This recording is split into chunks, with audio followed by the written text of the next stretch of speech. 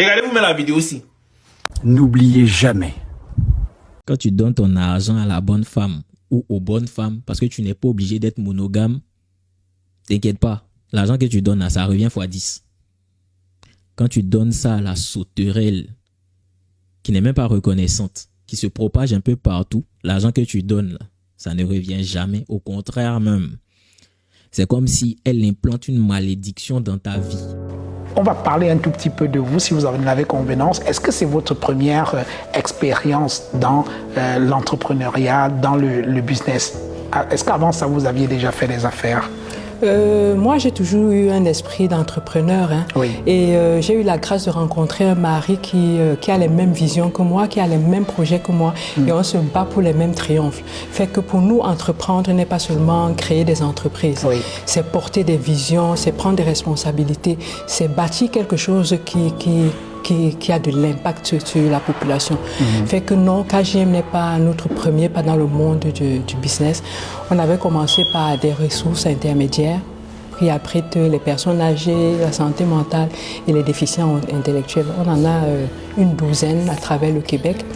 Une douzaine d'entreprises pour les personnes âgées, enfin qui s'occupent des personnes âgées. Exactement. Oui. Ouais. Une douzaine Dans le Québec. Oui, quand même. Ouais. Et la plupart de ces ressources, 90% de ces ressources, je dirais, sont nos patrimoines en fait. Oui. Ce sont nos acquisitions et on n'a pas que ça. Parallèlement, on a des immeubles locatifs, on a un espace commercial, on a des Airbnb, on a des...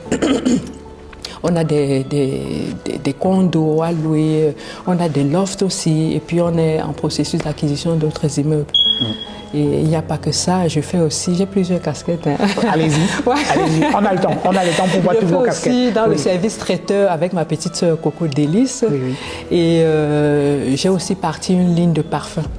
Une ligne de parfum il y a à peu près 2 ans. Présentement, c'est en stand-by. Oui. C'est en stand-by pas parce que ça ne se vendait pas, oui, mais parce que j'aime la particularité, j'aime ce qui est spécial. Oui. Fait que je ne voulais pas être un revendeur. Je voulais être celle-là qui porte le nom de son entreprise. Oui. Fait que je suis en train de travailler en étroite collaboration avec le fournisseur parce que je voudrais qu'il personnalise mon packaging.